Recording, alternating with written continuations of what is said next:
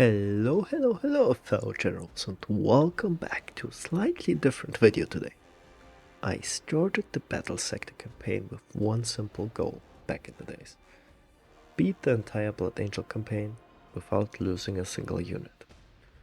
Well, it sounded very simple to me in the beginning, but what should I say? It wasn't. Over the course of 20 missions, we lost a grand total of 9 units, and along the way, we learned some very valuable lessons. With each unit lost, today I wanted to share the biggest mistakes I made, so hopefully you won't have to make them yourselves. And these aren't theoretical tips. Every lesson you're about to see cost me a unit, or actually helped me to save one. So, before we get started, stay tuned until the end, because there might be a very valuable bonus lesson for you guys. Let's start with lesson 1. Know your units. My first major mistake in the campaign wasn't bad positioning. It wasn't also bad luck, although I won't consider it a mistake. It was unfortunately not understanding my own army. When I first started, I treated every unit like it could survive a few hits. But in this case, you see, the land speeder taught me very quickly a different truth. It deals incredible damage, and it has amazing mobility, but it is also one of the most fragile units in the campaign, especially when caught in a melee interaction. Without knowing where the enemy was, I pushed the unit a little bit too close to the enemy, and I couldn't get away after. This ultimately led to losing this unit. Therefore, the first lesson should be: what are the strengths and what are the weaknesses of the units, and what strategy am I following? And then, according to the goal that you want to achieve, use these units correctly. This is why throughout the campaign my army changed from just infantry units to mainly ball predators and dreadnoughts, because those are the most HP heavy units and can take a hit. Moving on to lesson 2, which is protect your ranged units. This was probably my biggest tactical mistake in the beginning. I became so focused on dealing damage and reaching the mission's target that I completely forgot to protect the units that actually do the dirty work. In this clip you see, in one single enemy turn, I lost 2 intercessor squads. Those were the first 2 in our campaign, and that was very devastating for us. But that's not because the enemy was overpowering us. It's because I gave them the opportunity. The ranged units win the battles for us, as we see along this campaign. But melee units, they are there to create the space that allow the ranged units to survive. So, don't let your damage dealers become your front line. So, what's the lesson learned here? Damage means nothing if your best shooters don't survive until the next turn. Leads us to lesson number 3.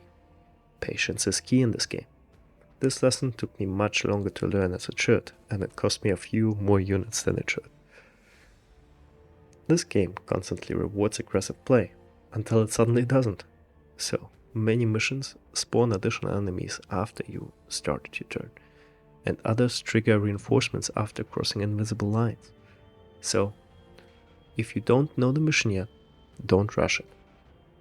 End your turn, set up Overwatch, and let the battlefield reveal itself.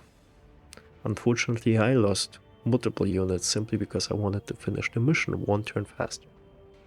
In this case, I did not see the exocrine on top of the map and got instantly punished. Same goes in a later mission where I pushed our units too fast, too far, and the Hive Tyrant assisted another exocrine to destroy my valuable units.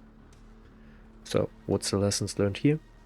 The fastest strategy is often the one that gets your squad killed. Moving on to lesson 4. Know your environment. In this game, terrain is one of the strongest mechanics, and cover can completely change a firefight. Elevation can win engagements before they even start. Like in this Death Company mission, where we utilized the dividing mountain in the middle of the map to split enemy forces and focus our forces on only one side of the battlefield. But the terrain can also become your worst enemy. During this episode, I discovered that narrow spaces can turn into a trap, especially if the enemy can fly.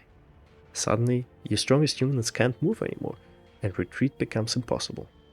This is why we also lost the Stag Marine in the first mission that we had him. Always think one turn ahead, not just about where you're moving, but where you'll need to move next. So, what do we learn? Good terrain protects you, bad terrain traps you. And this leads us already to our final lesson in this campaign. HQ units are leaders for a reason. This might be the lesson that improved my gameplay the most.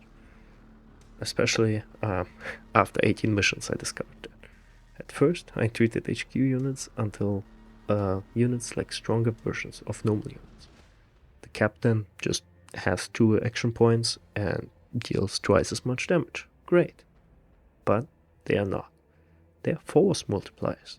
Like in real life, true leaders are supposed to make others better and not the opposite.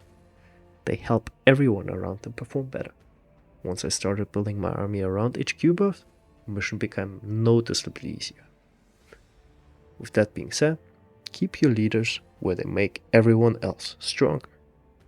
And as promised, whoever sticked around, let's look at the bonus lesson.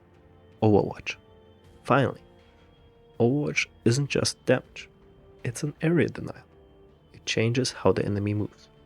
Sometimes simply forcing an enemy to take another route is more valuable than the shots themselves.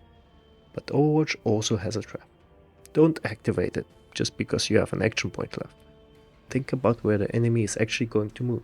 A perfectly placed Overwatch can stop an entire advance. A badly placed one does absolutely nothing. With that being said, looking back on this campaign, I don't regret losing those units. Every loss forced me to become a better player. By the end of the campaign, I'm still an awful player, but at least a more knowledgeable one now. I was making better decisions by the end. If these lessons helped you, let me know which one surprised you the most, or tell me one mistake that taught you something in Battlesector. And if you're interested in seeing these lessons in action, you can follow the full no unit loss campaign, where I learned every single one of them the hard way. With that being said, thank you very much for listening and watching, and also following the channel, and we see you in the next one. See ya. Goodbye.